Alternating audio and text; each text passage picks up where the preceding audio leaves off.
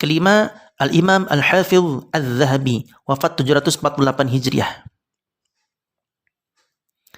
Beliau adalah seorang imam ahli hadis yang sangat terkenal, memiliki banyak kitab-kitab besar tentang rijalul hadis dan sejarah para tokoh dari zaman sahabat sampai yang hidup pada zaman beliau sendiri.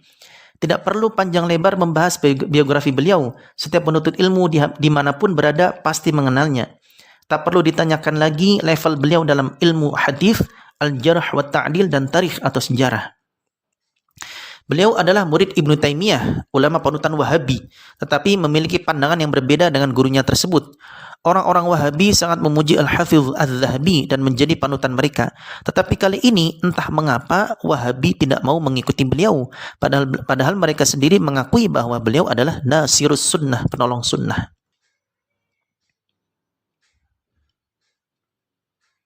Asy-Syaikh As-Safadi, wafat 764 Hijriah, ulama yang sezaman dengannya menilai beliau.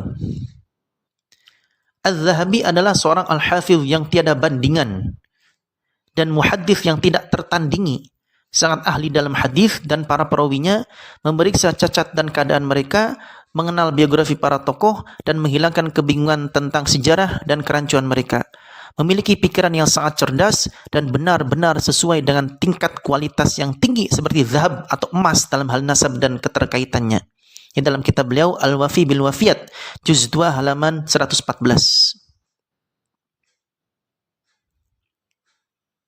Di dalam karya fenomenalnya dalam bidang tarikh atau sejarah, yaitu Tarikhul Islam wa Wafiyatul Masyahir wal A'lam yang berjumlah 52 jilid, beliau menceritakan tentang perayaan Maulid Nabi yang diadakan oleh Raja Muzaffar Kukuburi.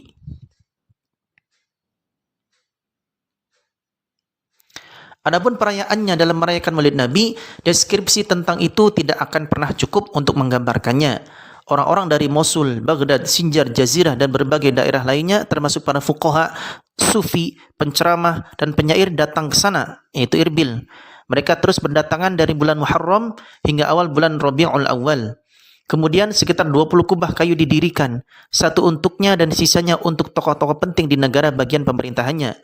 Setiap kubah terdiri dari 4 atau 5 lapisan. Kubah-kubah tersebut dihias pada awal bulan Safar. Di dalamnya terdapat kelompok-kelompok permainan, pertunjukan, dan hiburan. Aktivitas masyarakat dihentikan untuk menikmati pertunjukan tersebut.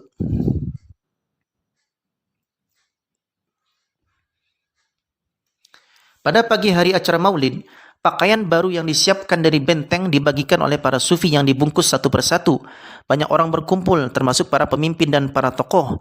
Penceramah berceramah, dan sebuah menara kayu dengan jendela menghadap orang-orang dan lapangan didirikan untuk acara tersebut.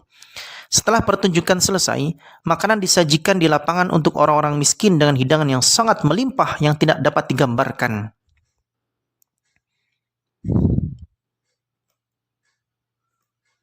Makanan juga disajikan di rumah singgah untuk orang-orang yang berkumpul di sana. Mereka semua makan, mengenakan pakaian baru, dan melakukan berbagai kegiatan lainnya hingga waktu asar. Kemudian sang raja menginap di sana dan melanjutkan mendengar ceramah hingga pagi hari.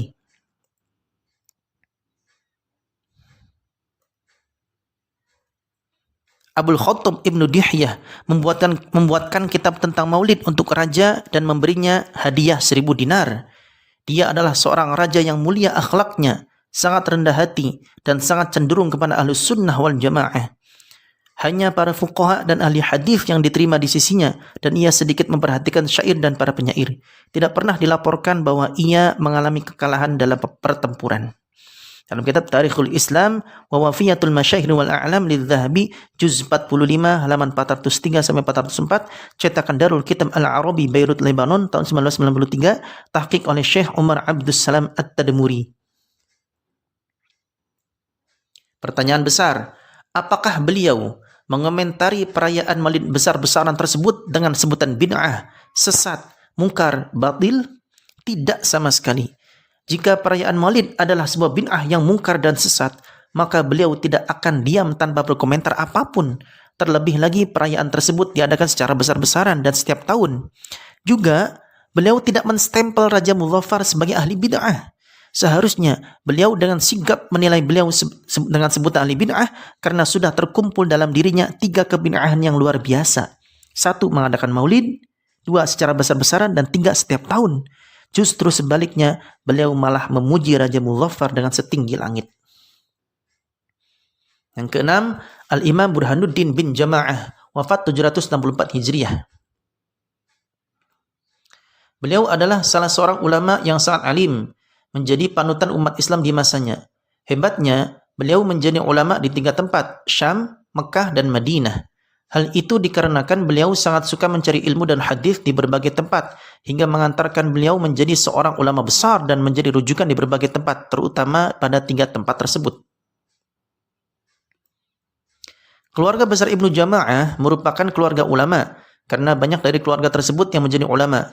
Di antara yang menjadi ulama, ada 4 orang yang menjadi ulama besar dan masyhur, yaitu Qadhi al-Qudat Al-Imam Badruddin bin Jama'ah, wafat 733 Hijriah, Al-Imam Izzuddin bin Jama'ah, wafat 767 Hijriah, putra Imam Badruddin, Al-Imam Imaduddin bin Jama'ah, adik Imam Badruddin, dan Al-Imam Burhanuddin bin Jama'ah, keponakan Imam Badruddin yang sekarang sedang kita bahas.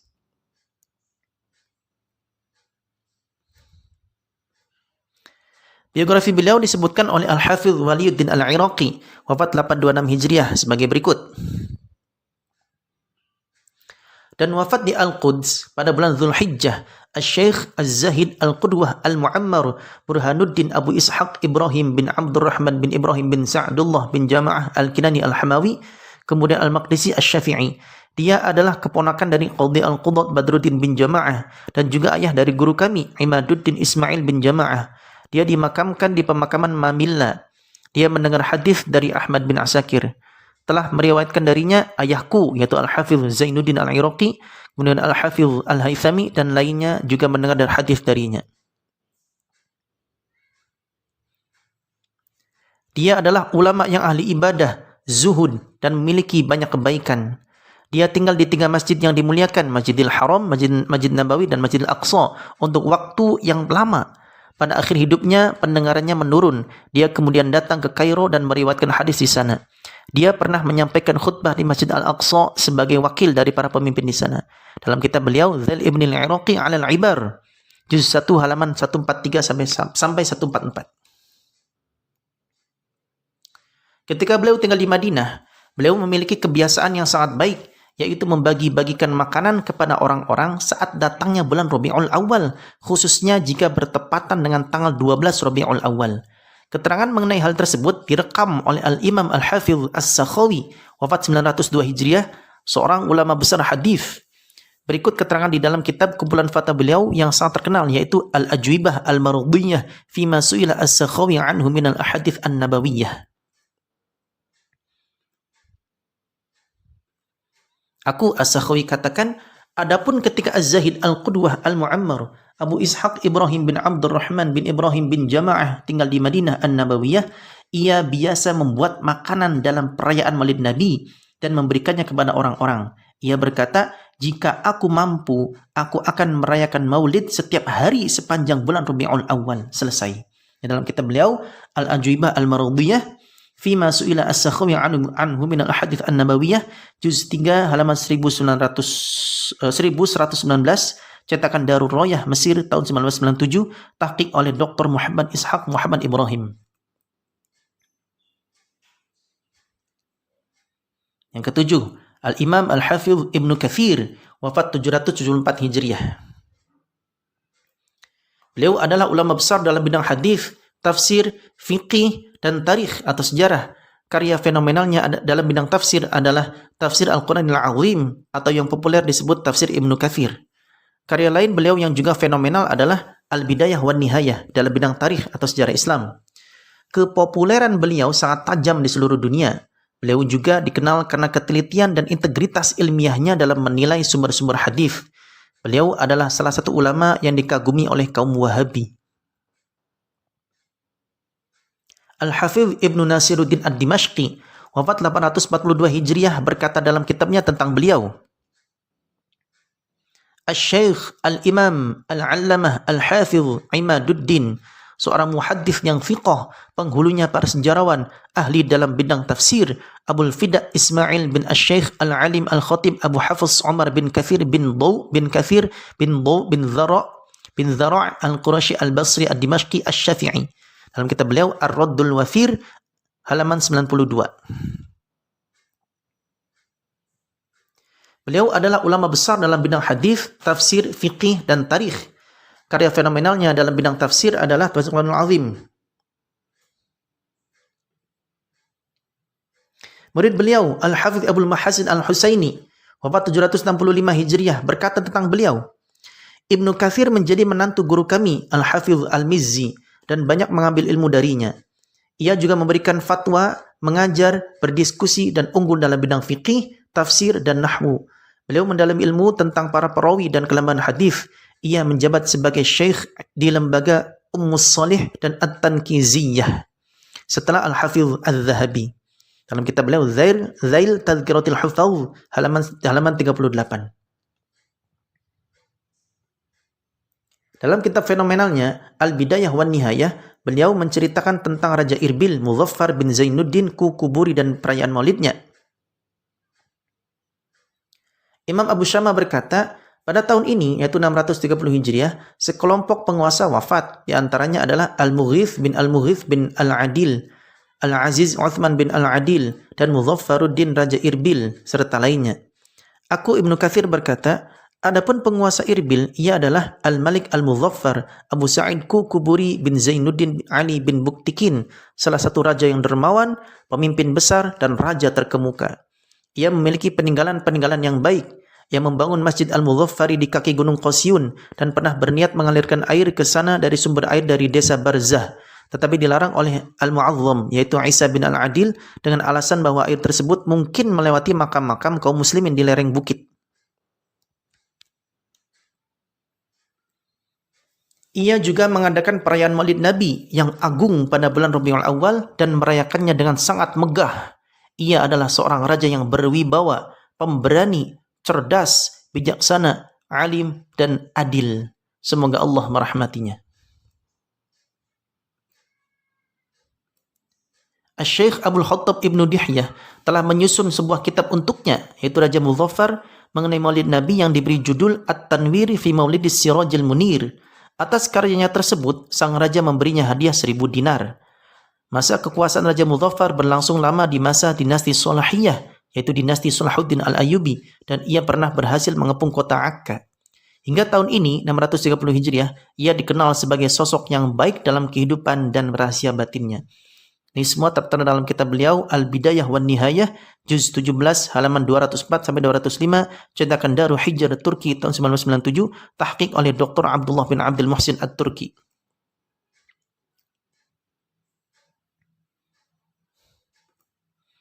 Dalam bagian lain di kitabnya tersebut, ketika Ibnu Katsir menyebutkan biografi Ibnu Dihyah, beliau berkata,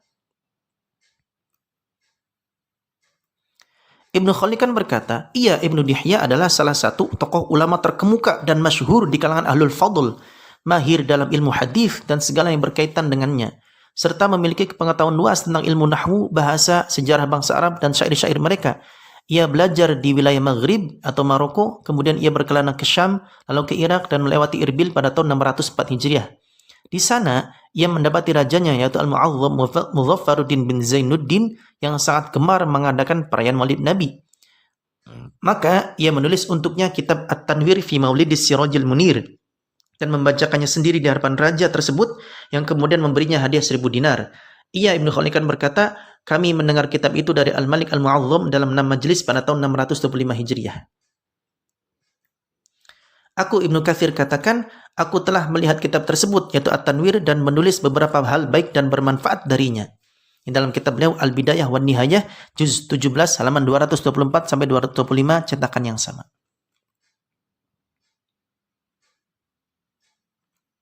Perhatian, karena Al-Hafidh Ibnu Katsir merupakan sosok yang dikagumi kaum Wahabi, maka mereka berusaha untuk memaksakan beliau ke dalam pemahaman mereka dengan mengatakan, Ibnu Katsir itu hanya sekedar menceritakan peristiwa Maulid saja yang diadakan Raja Muzaffar. Beliau tidak mengatakan setuju atau mengingkari peristiwa tersebut. Jadi tidak bisa dipastikan bahwa beliau mendukung perayaan Maulid. Jawab, justru karena tidak adanya pengingkaran dari beliau, itu menandakan beliau setuju dengan apa yang diceritakannya. Sudah menjadi konsekuensi logis bahwa jika seseorang menceritakan suatu hal, terlebih dalam masalah agama atau syariat, lalu dia tidak menolak atau mengingkari apa yang diceritakannya, itu berarti dia setuju dengan hal tersebut. Makanya dalam sunnah Nabi pun ada sunnah takririyah, yaitu diamnya Nabi terhadap suatu hal atau perbuatan sahabat yang menandakan beliau menyetujuinya. Jika memang perayaan Maulid Nabi adalah bid'ah, mengapa beliau tidak mengomentari perayaan tersebut sebagai suatu bentuk bid'ah atau kesesatan? Apalagi perayaannya diadakan secara besar-besaran. Dan kita sama-sama tahu bahwa kaum Wahabi melabeli perayaan Maulid Nabi sebagai suatu bentuk bid'ah atau kesesatan yang nyata. Na'udzubillah. Ini menandakan bahwa Ibnu Katsir tidak berada di pihak mereka. Ditambah lagi, Ibnu Katsir memuji Raja Muzaffar dengan pujian yang sangat baik. Wa kana ya'malu maulid asy-syarif fi Rabiul Awwal wa yahtafilu bihi ihtifalan hailan wa kana ma'a dzalik syahman syuja'an batalan aqilan aliman adilan rahimahullahu taala wa akrama mathwah. Ia juga mengadakan perayaan Maulid Nabi yang agung pada bulan Rabiul Awal dan merayakannya dengan sangat megah. Ia adalah seorang raja yang berwibawa, pemberani, cerdas, bijaksana, alim dan adil. Semoga Allah merahmatinya dan memuliakan tempat peristirahatan terakhirnya. Jelas ini. Jika perayaan Maulid Nabi adalah bid'ah, maka beliau tidak mungkin memuji Raja Muzaffar, justru akan melabelinya ahli bid'ah karena telah mengadakan Maulid Nabi besar-besaran dan setiap tahun. Selain para ulama yang disebutkan tadi, masih banyak sekali para imam besar Ahlus Sunnah yang menganjurkan atau setidaknya membolehkan perayaan Maulid Nabi SAW. Sepanjang penelusuran kami, berikut ini deretan para ulama masyhur yang melegalkan perayaan Maulid Nabi SAW. Al-Imam Ibnu Dhafar As-Sinqini, wafat 565 Hijriah. Dan para ulama pemegang Masjidil Haram, abad ke-6 Hijriah. Kemudian Al-Imam Abul Abbas Al-Azzafi, wafat 633 Hijriah. Al-Imam Sadruddin Mauhub bin Umar Al-Jazari, wafat 665 Hijriah. Al-Imam Ibnu Tabbakh Al-Misri, wafat 667 Hijriah. Al-Imam Abdul Qasim Al-Azzafi, wafat 677 Hijriah. Al-Imam Zahiruddin Al-Makhzumi At-Tazmanati, wafat 682 Hijriah. Al-Imam Abu Thayyib As-Sabti, wafat 695 Hijriah. Al-Imam Jamaluddin Al-Mukhallas Al-Kattani, abad ke-7 Hijriah. Al-Imam Al-Hafidh Zainuddin Al-Iraqi, wafat 806 Hijriah. Al-Imam Al-Hafidh Taqiyuddin Al-Fasi Al-Makki, wafat 832 Hijriah. Imamul Qurra Al-Imam Al-Hafidh Ibnul Jazari, wafat 833 Hijriah. Qadhi Mekah abad ke-8 Hijriah, yaitu Asy-Syaikh Najmuddin Muhammad bin Muhyiddin At-Tabari. Kemudian Amirul Mukminin fil Hadits Al-Imam Al-Hafidh Ibnu Hajar Al-Asqalani, wafat 852 Hijriah. Kemudian Al-Imam Al-Hafidh As-Sakhawi, murid Ibnu Hajar, wafat 902 Hijriah. Asy-Syaikh Abul Khair Ibnu Dhahirah, wafat 910 Hijriah. Al-Imam Al-Hafidh Jalaluddin As-Suyuti, wafat 911 Hijriah. Al-Imam Al-Wanshuraisi, wafat 914 Hijriah. Al-Imam Al-Hafidh Izzuddin bin Fahd Al-Hashimi Al-Makki, wafat 920 Hijriah. Al-Imam Al-Hafidh Al-Qastalani, wafat 923 Hijriah. Al-Imam Bahraq Al-Hadrami, wafat 930 Hijriah. Al-Imam Muhammad bin Yusuf As-Salihi Asy-Syami, wafat 942 Hijriah. Al-Imam Ibnu Hajar Al-Haytami, wafat 974 Hijriah. Al-Imam Nuruddin Al-Halabi, wafat 1044 Hijriah. Al-Imam Ibnu Al-Imban Al-Hambali, wafat 1089 Hijriah. Al-Imam Az-Zarqani, wafat 1122 Hijriah. Al-Imam Ibnu Abidin Al-Hanafi, wafat 1252 Hijriah. Al-Syeikh Muhammad bin Ahmad Alish Al-Maliki, wafat 1299 Hijriah. Al-Syeikh Abdul Hamid Asy-Syarwani, wafat 1301 Hijriah. Al-Syeikh Abu Bakar Syata Ad-Dimyati, wafat 1310 Hijriah. Al-Syeikh Nawawi Al-Bantani, wafat 1315 Hijriah. Al-Syeikh Abdul Majid Al-Maghribi At-Tarabulsi, wafat 1352 Hijriah. Dan mungkin masih banyak lagi para ulama yang melegalkan perayaan Maulid Nabi yang belum kami ketahui. Apalah artinya para tokoh Wahabi dibandingkan dengan para ulama besar Ahlussunnah terdahulu? Sungguh terlalu jauh. Para ulama Ahlussunnah terdahulu adalah orang-orang yang sangat wara', zuhud, alim, cerdas, menguasai sunnah-sunnah Nabi, lebih takut terhadap bid'ah, lebih takut terhadap dosa, dan lebih mengetahui bagaimana hadis-hadis Nabi, jauh lebih mengetahui tentang perbuatan para sahabat, dan jauh lebih mengetahui tentang manhajnya para ulama salafus soleh ketimbang para ulama wahabi di zaman ini. Sungguh terlalu jauh. Insya Allah di lain kesempatan saya akan uraikan satu persatu pendapat atau fatwa dari semua ulama besar yang saya sebutkan tadi. Semoga Allah mudahkan. Semoga Allah senantiasa memberikan petunjuk kebenaran kepada kita semua. Amin ya Allah ya Rabbal Alamin. Wallahu a'lam. Penulis Al-Faqir